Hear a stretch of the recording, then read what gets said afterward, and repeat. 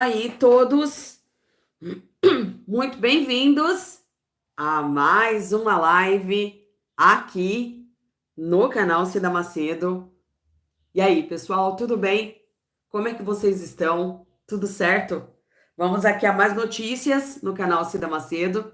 Espero que vocês gostem aqui dessas informações, gostem aqui dessas notícias que eu trago para vocês, tá? E saiu, pessoal, é isso mesmo. INSS confirma dinheiro extra na conta dos aposentados, tá? Folha virou com surpresa. Eu já quero que vocês deixem registrado aí nos comentários se a sua folha de pagamento virou com surpresa, tá? Já deixa aqui, ó, registrado nos comentários, tá bom? Se a sua folha virou com surpresa. Quero saber aqui de vocês, estão conseguindo, quero saber se vocês também estão conseguindo acessar o aplicativo Meu INSS de vocês, tá? Quero ver aqui, quero saber se vocês estão conseguindo acessar o aplicativo Meu INSS de vocês. Um outro assunto, pessoal, que eu também quero, tá? Tratar com vocês aqui nessa live é esse assunto aqui, ó. Tá bom? Prestem atenção aqui nessa informação aqui, ó. Vale a pena? É uma pergunta muito interessante aqui. Vale a pena aderir ao acordo de devolução dos valores do INSS? E aí, Cida? É isso que eu quero que vocês saibam, tá? Quero que vocês fiquem comigo nessa live até o final e eu vou explicar tudo certinho para vocês, se vale a pena ou não aderir a esse desconto, tá? Qual que é a sua opinião? Você acha que vale a pena aderir a esse desconto do INSS? Tá? O acordo de devolução, já deixa registrado aí nos comentários, tá? Então, é esse assunto que eu vou trazer aqui para vocês. E também o seguinte, gente, tá? Prestem atenção aqui agora, ó. Vamos ouvir juntos essa notícia aqui também, tá bom? Sobre ressarcimento, tá? Por ordem cronológica. É isso que eu quero. Eu vou até aumentar o volume aqui para vocês ouvirem junto comigo. Vamos ouvir juntos. Você que é aposentado, que teve esse desconto indevido, você precisa saber, tá? Você precisa saber se vale a pena o acordo com o INSS, tá? Só você mesmo. Deixa eu só ver aqui. Só você mesmo, bora me ajudar. Preciso assinar. Sim, para me pagar esses descontos. Vanildete, é isso, minha lindona? Valnidete. Ó, minha lindona, se você não tá conseguindo, tá? Tanto ela, pessoal, quanto os demais que não estão conseguindo assinalar o sim ou não, você vai nas agências dos Correios. Vocês que não estão conseguindo, vocês precisam ir nas agências dos Correios, tá, gente? Esse valor é para todo mundo, minha irmã Cida? Pois é, José, já vou explicar aqui para vocês. Tá bom, gente? Então, deixa eu só pegar aqui, empurrar aqui, gente, peraí. Vou explicar tudo certinho para vocês aqui agora. Se o áudio estiver bom, ó, vocês vai deixando aí o meu like, porque tem 55 joinhas apenas, gente, tá? Só 55 joinhas. Então, se vocês puderem, ó, me ajudar aqui nesse sentido, eu vou agradecer demais cada um de vocês, tá bom? Então, bora lá? Bora fortalecer aqui o meu trabalho? Vamos ouvir aqui agora esse especialista falando sobre esse acordo. Vou colocar aqui para vocês. Tá sem o volume? Jornal da Manhã, o advogado. Peraí, A gente continua nesse. No primeiro momento, você tem que contestar esses empréstimos indevidos, tá? Essa contestação, ela pode ser feita através das agências do Correio ou pelo aplicativo do Meu INSS, tá? Então, tem que ser feita essa contestação e o governo, ele dá um prazo para as entidades tentarem comprovar que o desconto foi feito de forma devida. o que na grande maioria não está acontecendo. Eles não conseguem provar que foram feitos de forma devida, porque, de fato, a grande maioria mesmo foi vítima de fraude. E aí, por ordem, inclusive, de contestação, a partir agora do dia 24 agora de julho, o governo vai começar a ressarcir os aposentados que foram acometidos pela fraude, e esse ressarcimento vai ser por ordem cronológica, ou seja, quem pedir primeiro vai receber primeiro a devolução desses valores indevidos. Agora, doutor André, diante disso, é interessante para quem pode esperar tentar uma reparação maior, ou seja, judicializar o processo e tentar, por exemplo, uma reparação de dano moral ou algo que o valha nessa situação, ou é melhor já aderir rapidamente a esse projeto do governo e receber de uma maneira mais rápida? O que é que o senhor pensa disso? Então, Nonato, o que a gente percebe, né, como advogado que atua muitos anos no direito previdenciário, infelizmente, o judiciário, de um modo geral, eles têm muita cautela em condenar o INSS com dano moral. Então, assim, eu estou falando aqui uma posição pessoal. Eu, particularmente, acho que, de fato, isso era um caso de dano moral. Foi uma situação muito gravosa, é um absurdo o que aconteceu. E sim, a pessoa, se ela entrar, né, ela pode entrar com uma ação judicial. Eu entendo que um dano moral seria muito devido nesse caso. Inclusive, a restituição dos valores que a pessoa perdeu em dobro. Agora, isso é uma posição minha. O que a gente percebe no direito previdenciário é que os juízes, de um modo geral, eles evitam demais a condenação do INSS num dano moral, né? Num caso desse, a gente está falando de milhões de pessoas. Então, eu estou aqui, eu não sou juiz, mas estou imaginando com a cabeça do judiciário, talvez eles imaginem que, nossa, nós vamos dar dano moral para todo mundo e o governo não vai ter condições de pagar esse dano moral, né? Entendo que o direito ao dano moral, para mim, ele é claro. A gente percebe em outras ações de área civil, ações que não são contra o INSS.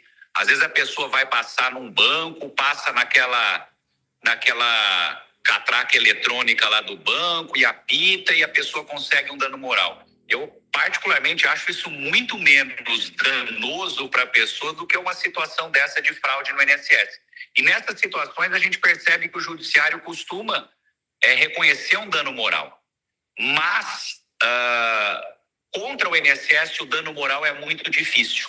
Em tese cabe, não estou dizendo que a pessoa que entrar não vai conseguir, mas estou dizendo que a jurisprudência, as decisões predominantes em danos morais contra o INSS são muito difíceis de conseguir, em que pese eu acho justo, mas o judiciário, de um modo geral, evita demais o dano moral contra o INSS. Como que o senhor avalia a resposta do governo federal? Avalia que foi uma resposta rápida e que é possível evitar que isso aconteça em outros momentos, né? Que seja um problema recorrente? Olha, eu acho que é claro como isso se torna uma situação política. O governo tentou, dentro de uma situação muito grave, não se sair de forma muito ruim. Então ele tentou primeiro fazer um acordo, né? Qual que é a ideia desse acordo? É para trazer uma economia também, porque uma ação judicial acaba sendo muito mais onerosa para o governo, porque além de ter que devolver o dinheiro dos aposentados com juros, tá? Porque veja bem, com uma ação judicial você vai devolver com correção monetária e com juros, além do governo ser condenado nessas ações a pagar honorários de sucumbência. O que é honorário de sucumbência? É um honorário que ele vai ter que pagar para o advogado da parte. Então, para o governo, as ações judiciais se tornariam muito mais caro mesmo para o governo pagar. Então, primeiro, ele faz essa proposta de acordo porque vai ficar mais barato, né? As ações, todo mundo que entrar com essas ações e provar que foram vítimas de fraude, com certeza iriam ganhar. Então, ele faz essa proposta, Primeiro, para economizar. E segundo, para tentar demonstrar o que, olha, estou tentando resolver o problema, não tenho culpa, é assim que eu vejo isso. Estou tentando resolver isso de uma forma mais rápida, forma mais rápida que eu posso, para que eles tentem sair com uma imagem, tentar até se descolar dessa imagem de fraude, né? Então, aproveitar toda essa situação, talvez para sair melhor, a imagem ficar melhor politicamente.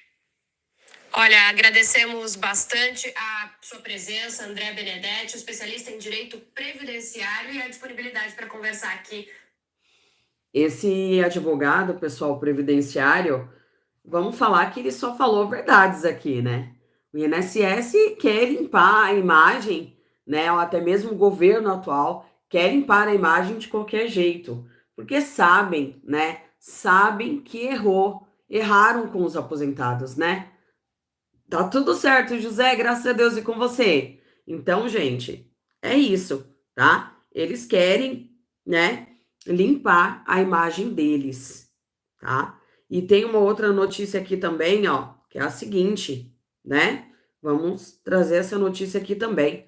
E aí, Cida, vale a pena, né? Porque agora tem esse tal desse acordo, né? Tem o tal do acordo, né? Vocês... e outra coisa, quem aceitar esse acordo vai ter que abrir mão ali da ação que entrou contra o INSS, né? Então, é uma pergunta aqui muito interessante. Vale a pena aderir ao acordo de devolução dos valores do INSS? Pergunta boa, né? Trago aqui a resposta aqui para vocês, tá?